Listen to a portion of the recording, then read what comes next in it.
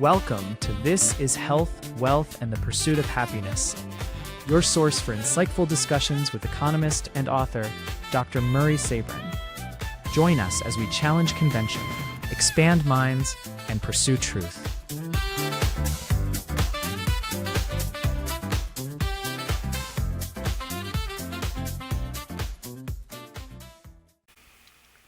Welcome to Health, Wealth, and the Pursuit of Happiness. I'm Murray Sabrin, BA, MA, PhD. There's no BS in my background, never has been and never will.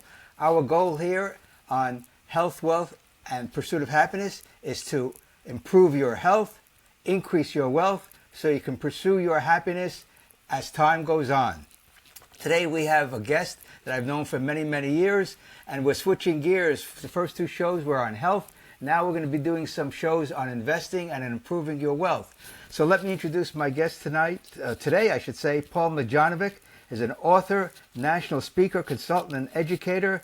He was a certified financial planner for 36 years from June 1985 to March 2021. Since 1981, his specialties have been investing, financial planning, and home business issues. During those 40-plus years, he has helped thousands of students and readers build wealth through his nationwide seminars, workshops, conferences, and coaching program. Since 2000, Paul has authored several dummies books and other books to increase your wealth. He has done many popular seminars such as the $50 Wealth Builder, Ultra Investing with Options, and the Home Business Goldmine, among others. Since 2000, he has built a reputation as an accurate economics and market forecaster. Paul's long record includes accurate forecasts for the housing bubble, energy crisis, the Great Recession, and the rise of precious metals. As a national speaker, Paul has done over 2,500 national seminars and workshops since 1983. Paul Mladjenovic from the great state of New Jersey, welcome to Health, Wealth, and the Pursuit of Happiness. Oh, my goodness. Thank you for that. It's a pleasure to be on your show, Murray, because you and I have a lot of commonality, and it's a pleasure to be on because, look, I'm not much in the area of health, but in the area of wealth and finance. I love this area, and in a way, it is tied to health. I think you have a good theme to your site because we want people to have a healthy nation, a healthy economy, a healthy government, etc., and we want them to be really succeeding with their prosperity, which is a form of financial health as well. So I think you have an excellent theme locking those two things together. So it's a pleasure to be on and helping and hopefully being a service to your audience and to you. Man, I've been a fan of yours for, my God, since the last century when I think about it. Thank you for that, Paul. I appreciate it. Let's get to it. Since last week, people across the country had to file their income taxes, and now people are thinking about, maybe they're not thinking about it, but you'll help them think about what can they do in 2026 to reduce their tax liability, which would be one way to increase their wealth. So give us your thoughts about the tax code and how people can improve their tax situation this year. Thank you. This is a great first question. I appreciate it. And I just finished doing at the College of Financial Planning for their school an overview of the One Big Beautiful Bill, which has some nice goodies in there. And if I had to tell people two things to do, because, you know, we have limited time, so I want people to have write this down or jot it down on your smartphone. Two things I want you to consider immediately for your taxes. First of all, number one, most people look at taxes in the rear view mirror. You know, they finish up the year, they bring their documentation to the tax preparer, you know, do it, pay the preparation fee, etc. But not as many people are looking forward. The easiest taxes to save on are the year that you are in right now. Everybody just finished looking at 2025, but they're not looking at 2026. Now is the time when they can look at it. Now is the time when they can do things in their portfolio like accelerate their losses and defer their gains to the following year. Not enough people are reviewing this with their tax person, so they can make changes now when it's possible to change. Now, I'm always the type, you should always be treasure hunting in the world of taxes. For 2025, yes, find everything you can, all the deductions that are due you and everything else. But the point is about treasure hunting in 2025, you can't change the year. You can only locate deductions and everything in it that you have the possibility of having an impact with. But you cannot change what happened in 2025. But you have a lot of power to change 2026. So right now, you should be reviewing your taxes for 2026. You should be making forecasts. Two things that I want people to do immediately. And of course, your tax person will have much more suggestions. But number one, you should do a projection of your taxes, for 2026. And I mean, what is going to be your total income, your gross income, wages, business income, rental income, dividends, interest, capital gains? You should be making that projection now. And, you may want to do it several times this year, not only now, but do it again in November, so you know what to expect. But in addition, one thing that I hate, and I know, I'll tell you right now, I guarantee you Murray hates this as well. When we overpay our taxes during the year with withholdings or higher estimated payments, and then we get a huge refund next year, look, it's always good to get money back, big or small. But the thing is that if you're doing a projection for 2026, you can also be able to project your taxes and project your withholdings. For example, at the IRS website, you can download Form 1040-ES, which tells you what the current tax rates are right now. And of course, many of you know you can use AI and you can use tax calculators and tax projectors that are online now. You have more power than ever before to easily project what your income is, what your taxes will be, and what your withholdings are going to be. So I hear how often people have gotten big refunds, and what you're doing is you're loaning the federal government an interest-free loan. Oh my God, why would you do that? So you should get that money now because, and I tell people they should even project their income in January because many people have easily projectable income like W-2, because the moment you have your first pay, you basically know what your income is going to be like for the rest of the year. So if that's the case, you can be able to then adjust your withholdings very easily. Your payroll department can help you. And then what? When you lower your withholdings starting in January, now this is money you can invest because you shouldn't get a huge refund next year. That means you've loaned the government money for at least a year and a half. And of course, some people are on extension, which means another 6 months. So it's way north of a year and a half. Interest free. That money should be coming back to you now so you can invest it immediately. Because that way, next year, you would have had growth and interest and dividends that you otherwise wouldn't have had. Murray, one thing I find interesting, if the only thing people did was to get back their their refund a year earlier and invest it, and did this year in and year out, for the average middle-income taxpayer, that means that they can add into their nest egg an additional $138,000 for the average middle-income person. $138,000. That's like free money. That's a kicker to your long-term abilities to be able to build wealth and financial freedom. Because that's what money is about, really, right? Financial freedom, Absolutely. right? Paul, let me just follow up a little bit because Yes. one of the things you're very keen on is home-based businesses. What are some of the tips you have for people regarding a home-based business to supplement their income, especially for retirees who find out their budgets are being stretched because of inflation and other factors? Oh, that ties in perfectly, Murray, because I said two things that people can easily do this year that'll have a huge and positive impact. Number one, projecting their taxes. But number two, I'm a huge proponent for, my God, I have like 8 or 9 reasons now why people should have a home-based business. One of them is that when you have a home-based business, you have the power to legitimately deduct a home office. This one alone is worth thousands of dollars to the average person. The home-based business, I mean, most people look at this because they're looking for extra income. And that's great. That's reason number one why you have it.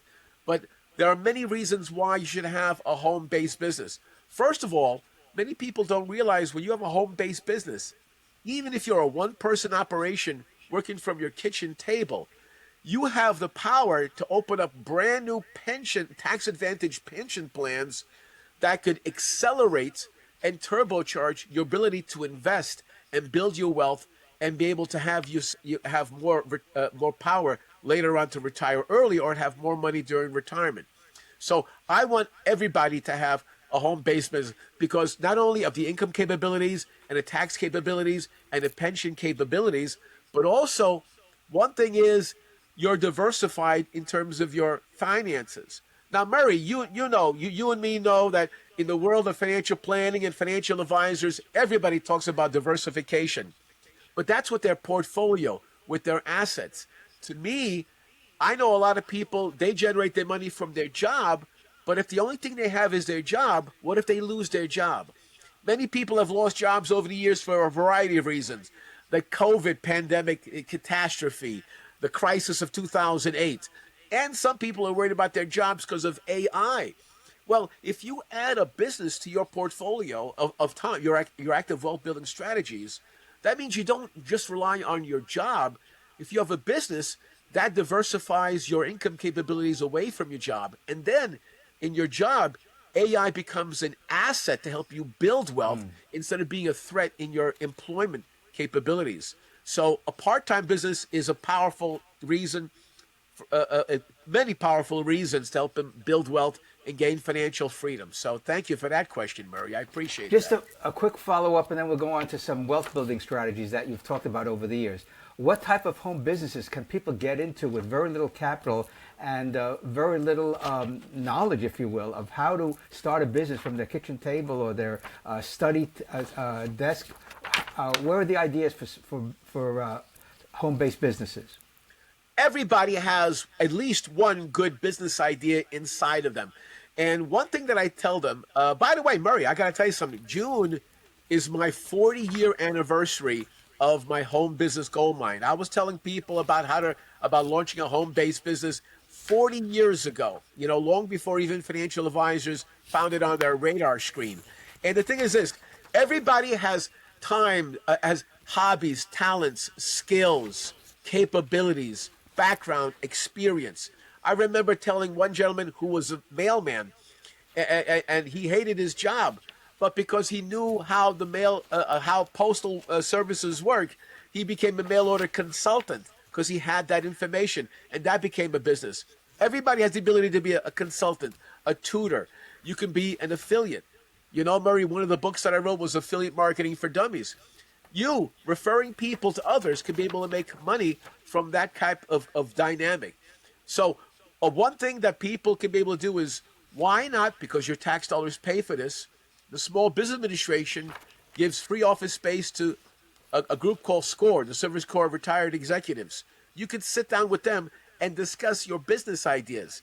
There are tons of home business ideas, literally hundreds and even thousands. And with AI helping you to do this, those of you who have a lot of experience, you could be a consultant. Those of you who have a lot of experience or interesting stories, you could write a Kindle book, which now with the help of AI, you could do one in less than a day, upload it to Amazon, and you could have passive income coming in weeks and months after you complete it. If I had to tell you, it could easily be a 5-hour class just on this aspect of it. But home business, real power. All of you have power inside to generate income, things that you love to do. And by the way, one last point about the home business. The home business becomes an asset later you can sell to others and be able to add to your nest egg from the sale of that business another 4, 5, 6, 7 figures or more, depending on how valuable the market sees your business. So all of you, become a raving capitalist, start a business to help turbocharge your ability to have wealth and freedom in your situation. Thanks, Paul. Let's talk about some investment strategies that you've written about over the years, especially for young people who are getting started and they need to know, what do I invest in, given there's so much noise regarding that. The market is volatile, but people in their 20s have a 30, 40, 50-year time horizon. So what are some of the things that young people should be looking at in order to have a nice nest egg when they retire? Well, the great thing for those of you folks that are in your 20s and 30s, you have the benefit of time. And by the way, as you know, Murray, I have 2 boys that are in their 20s, and I'm helping them guide their way, and they're building wealth. And I'm very grateful because I think that they are much further along in their finances than many of their peers. And for those in their 20s and 30s that are here now, you're in a time when hopefully you're generating good income to help pay for your expenses. But between your 401k and whatever income you have above and beyond your expenses that is investable money, you can be able to grow over the long term. And let me tell you about a couple of things that for your consideration for you to discuss with your financial planner or whoever is helping you. And that is this. One of my favorite ways for people to build long-term wealth and be able to do so with minimal risk is the following. Some of you know I wrote the book Stock Investing for Dummies, so it's a little bit beyond the scope of this conversation about how to choose and invest a stock. But one of my favorite things to do is to choose winning industries. Choosing winning industries is very easy, and many of you out there now have the ability to invest in a winning industry with the ease of a single investment, which is like an exchange-traded fund, an ETF that mirrors that industry. If you had your money diversified among the 2 or 3 top growth industries that are out there, high tech, I think energy is one. I love commodities. There are many areas of growth. So I think that for people in their 20s and 30s, 80% into growth and 20% into one thing that I think everybody should have at least a portion of their assets in. And that's, write down the following 2 words, human need. Many people in my classes know that I'm a big one on human need. In other words, you can invest in stocks and ETFs that long-term obviously can be in things that people want or people need. And one thing I found out that no matter how good or bad the economy is, people will always buy what they need. Food, water, beverage, etc. And for me, that should be a portion of everybody's foundation. Now, it's a small part of somebody in their 20s and 30s, where 20s and 30s, there could be 80% growth and 20% human need. But as we move along, getting into our 50s and 60s, a greater percentage of your long-term foundation should be into investments that stocks and ETFs that are tied to human need. Because, again, no matter how good or bad the economy is, people will still continue to buy what they need. Food, water, beverage.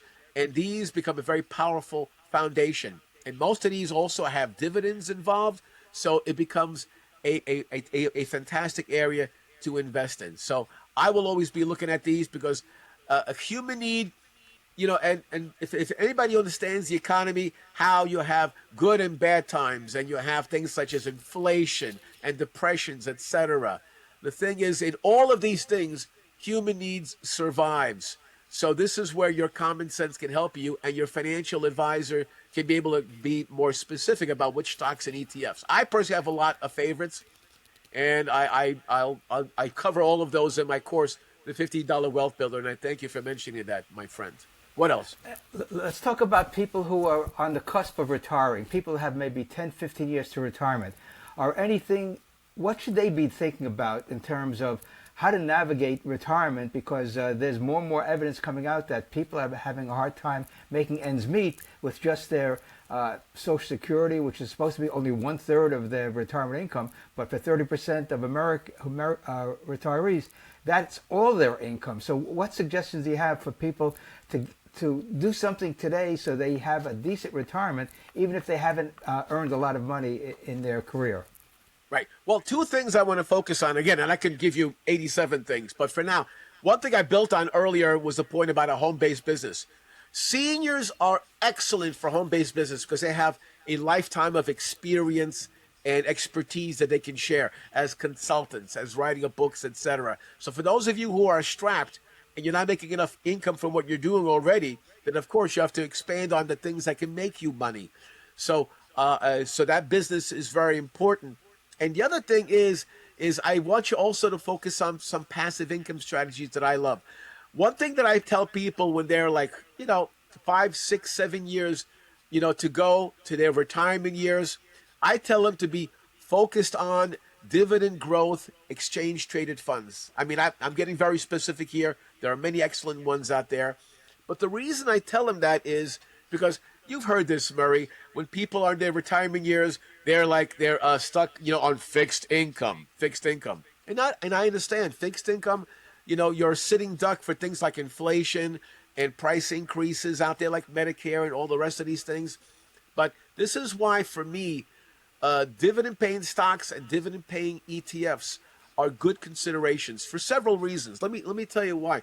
Number one, most dividends paid by American companies or international companies listed on American exchanges like the New York Stock Exchange, many of them, the dividends that they pay are referred to as qualified dividends.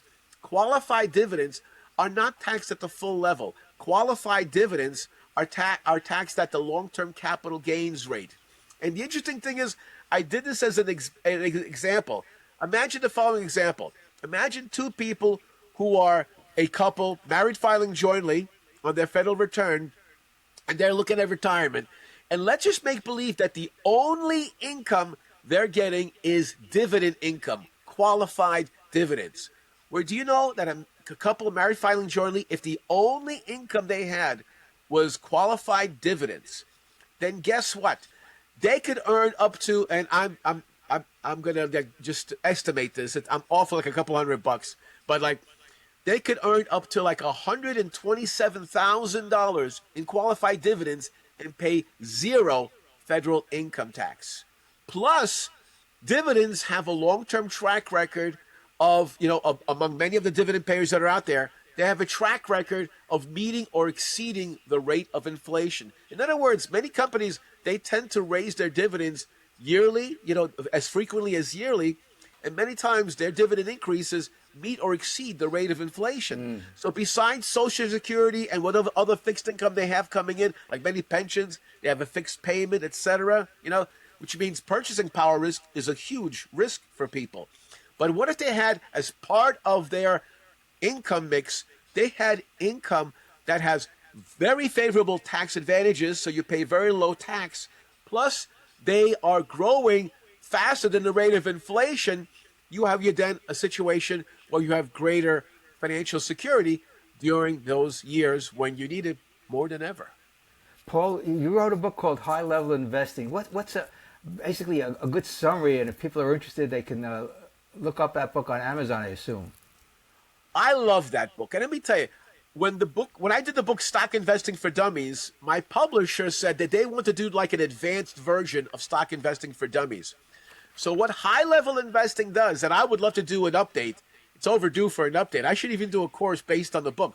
But high-level investing goes into those things that people could do that are a little bit more advanced than regular stocks or regular ETFs to help them take advantage of whatever life or the markets throw at them. For example, in that book, I have an entire section where I talk about options, where you could do them prudently. Like, for example, some retirees, you may have stocks that don't give you much of a dividend, but if that stock is optionable, imagine writing a covered call against it. I've seen people increase their retirement income by another 5, 6, 7, 8%, or even more by deploying something called writing covered calls. I've done them. I've helped clients and students done that.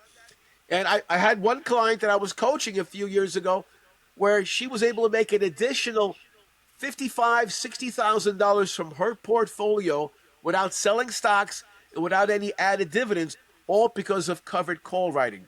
So high-level investing for dummies teaches them how to do that. It also goes into leveraged ETFs. In other words, leverage bearish or leverage bullish. In other words, if you think a market crash is coming, imagine a way for you to be able to make money if the market crashes. Or if the market is soaring, a way to be able to do better than the stock market. So high-level investing goes into advanced strategies that I have personally used and I've done with my clients and associates, where they will make tremendous money so that no matter what the economy or the financial markets threw at them, they had something to pull out of their bag of strategies to deploy so that they keep on making money, survive and thrive, and keep on going no matter what the world offers. Fantastic. You also did a popular seminar called the $50 Wealth Builder. Tell us about that. Well, let me tell you something, Murray. I just found out very recently that my course, the $50 Wealth Builder, is the longest running themed course in the marketplace today. Like, many people realize other authors out there, like Rich Dad, Poor Dad, and a few other folks that are out there, they came out mostly during the 1990s. The $50 Wealth Builder was the very first course I ever did. It was in August of 1983, and I've been running it successfully nationally, both online and personally, for now going on 43 years. And I'm very proud of that course. And that course tells people that even if you're starting off with $25 or $50, you can start successfully investing in stocks and ETFs and other vehicles with small amounts of money, so that if you're disciplined and ambitious, you can start off with small amounts of money, investing them, doing it month in and month out, and over the long term, you will accelerate your path to financial success and financial independence. You know, if you understand that these things are available to you. So the $50 Wealth Builder is my longest running course. I'm very proud of that course. And that is telling people, I don't care if you're starting from zero. And by the way, Murray, you and I know this as well. Most people don't realize that all wealth, directly or indirectly, starts off at poverty, which means that when in the world of investing, if you have nothing or very little money, you can get started, build, learn, earn, and keep growing. And the $50 Wealth Builder was a course that I did since then, that I still do today, to help people with small amounts turn them into big amounts so that they can achieve health, wealth, and success the way, you know, your show teaches them as well. So thank you for letting me share that. How can people access that course, Paul? Well, my website, Raven Capitalist, it's listed there, and it's also listed on other platforms as well, like Udemy or Udemy has it running as well. So it's easy to find it, but the best place, of course, is where I originated, which is at ravencapitalist.com. Thank you kindly for letting me say that. Fantastic. We only have a couple minutes left, Paul. You've delved into the world of finance for so many decades. You've seen markets go up with the own crash, the '87 crash, the housing bubble crash. What led you to conclude that there was a housing bubble unfolding in 2007, 2008? Oh, very easily. Because one thing I find that with bubbles, many times bubbles start, you know, with there's an expansion of demand through money currency, and they're chasing assets. And so many times, like, first of all, for bull markets are great and they're always there. But once you start seeing that the value of assets because of inflation are pushing them high to extreme levels, that tells me that it's overpriced and now you're having a problem. People forget, and I know, and by the way, Murray, I'm looking forward to you doing your own program when you're talking about the Federal Reserve. People forget, like, you know, when you're talking about market crashes, 1929 was not born a month before, you know, October of 1929. It started years earlier because the Federal Reserve was inflating money, because people know that whenever the government prints up money and creates dollars, and whatever those dollars chase, you're going to inflate them. When those dollars are chasing products and services, you have inflation, consumer inflation, which people see most readily, and that's what most people associate with inflation, consumer inflation. But they forget bubbles are asset inflation. When that money is flowing into assets and they push them beyond their realistic levels, fundamental and otherwise, then they are being set up for a crash.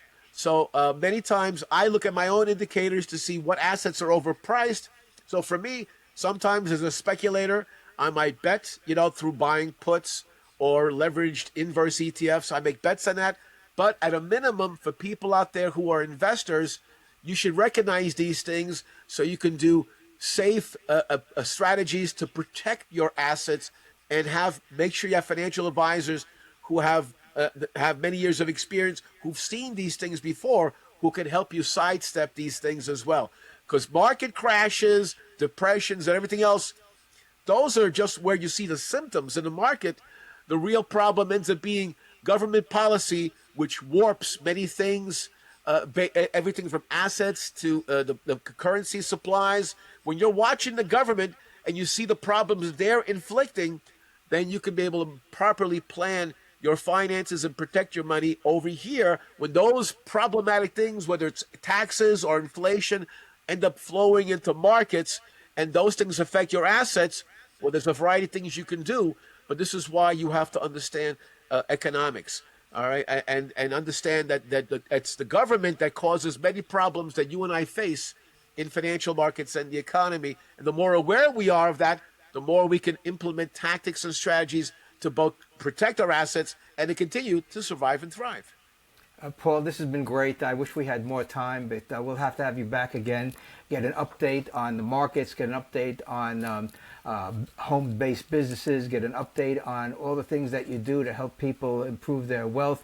And as we know, good health is really wealth as well, because without good health, even all the money in the world is not going to make you feel any better, because getting up every morning and enjoying your family, your environment, your colleagues is an important part of life.